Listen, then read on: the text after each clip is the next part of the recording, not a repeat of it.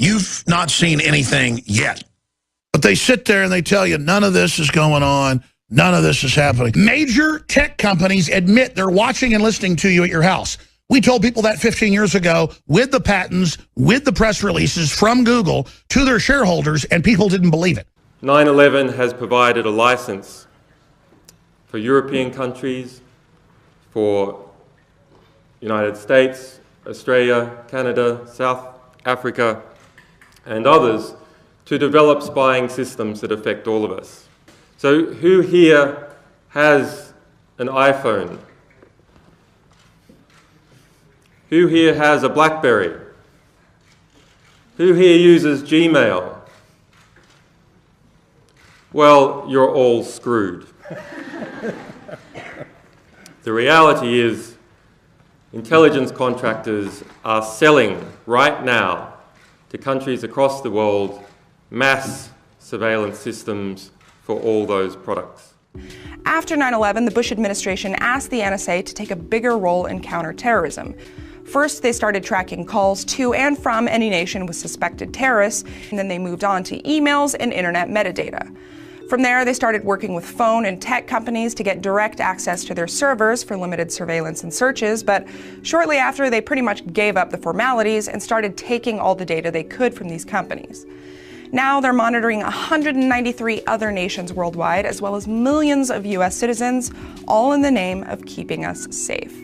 And that we're doing this strictly for one purpose, and that one purpose is to catch terrorists. And what it turns out to be is for a more prurient reason. All tech put out by globalists is designed for something totally different than what they tell you it's for. Would the NSA lie? Does the NSA collect any type of data at all on millions or hundreds of millions of Americans? No, sir. It does not. WikiLeaks released what it claims are thousands of confidential CIA documents. They allegedly show that the spy agency worked to develop tools to hack into devices like Apple and Android smartphones, Samsung TVs, and vehicle control systems. Now it's like, okay, yeah, my TV's watching me, big deal. Public statements by Petraeus, now the head of the CIA, that they are watching everybody through their appliances without warrants, and they'll do whatever they want. New revelations about the federal government's spying on our phone line. All of the new washing machines, dryers, computers, iPhones have cameras that are two-way, have audio that's two-way, and they admit they're tracking you. How much technology is too much? You go get a new smart TV, and when you fire it up, it says read the contract or click here. You go read, there's 20, 30, 40 pages of contract depending on the TV, and it says right there, we will share audio and video of what's going on in your house with third parties. And we were the first. Meanwhile, CNN comes out and says your TV may be watching you decades after I told you. And that's what I'm getting at here is, this isn't about liberal or conservative. Here's the problem, is they'll tell you they're protecting us, they have privacy controls in place, but I've got a news flash for you. Sometimes the government doesn't tell the truth. These mega corporations allied with government are engineering into all major appliances globally. You pay for it in the product. It costs more, but every product has it, so it's a hidden tax, so they can surveil you. Edward Snowden's lawbreaking revealed that the NSA keeps a record of most every phone call Americans make. Learning that makes lots of people mad. Get a specific warrant based on probable cause, or stay out of our lives. What you do on your cell phone is none of their damn business. Senator Rand Paul has sued the government for collecting those phone logs without getting warrants for each person. I think there is a Fourth Amendment protection to your records. The Fourth Amendment. I fear the time when maybe someone in government becomes not so well-intentioned. They're so busy tapping our phones, they don't pay attention to what they ought to pay attention to. One of my coworkers went to a supervisor and said, but sir, these are personal calls. The supervisor said my orders were to transcribe everything. Willing Americans embrace gadgets, use a spy on them.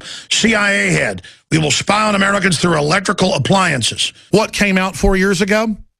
That Intel and others have secret NSA contracts and are putting the capacitor chips in all the computers.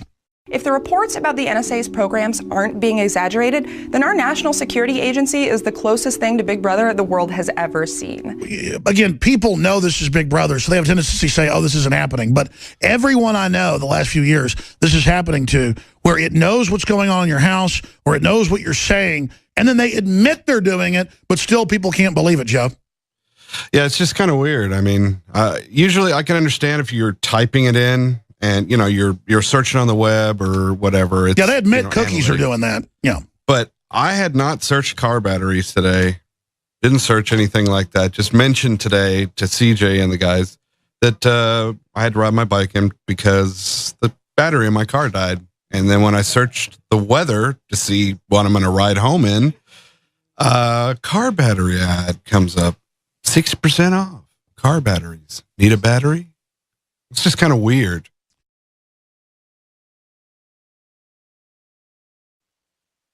I remember being told 13 years ago by an engineer, 14 years ago, that it didn't matter if computers weren't hooked to the internet, that all computers that had been made in the last decade or so this is, I guess, 20 years. He was telling me 13, 14 years ago that in the last decade, so that'd be 20 years back or more, they all had transponder chips, capacitor chips in the chips that could be remotely powered so that then the government could download the encrypted data off of it and compress it. Now that nearly all of us are online, connected or digital in some way, spies are no longer watching just one or two bad guys. Instead, the UK and US governments are both collecting massive amounts of information from the things we do on our phones and over the internet.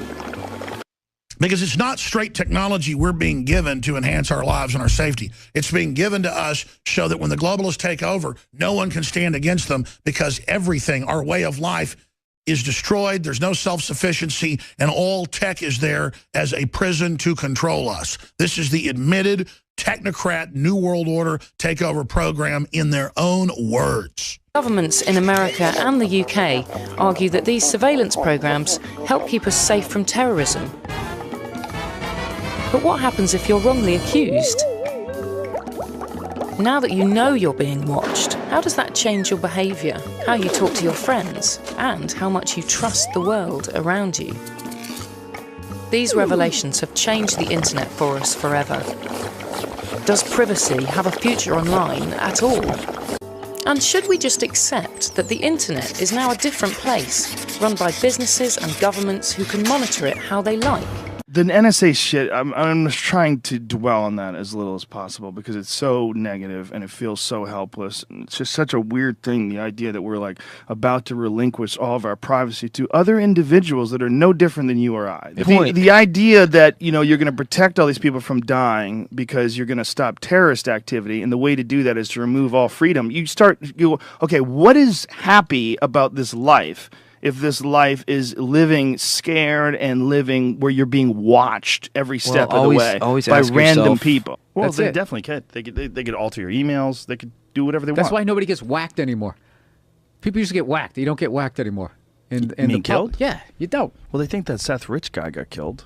Snowden says he was astonished back then at the access he had at his fingertips, most notably including a computer program that, as he put it, could get inside your thought process.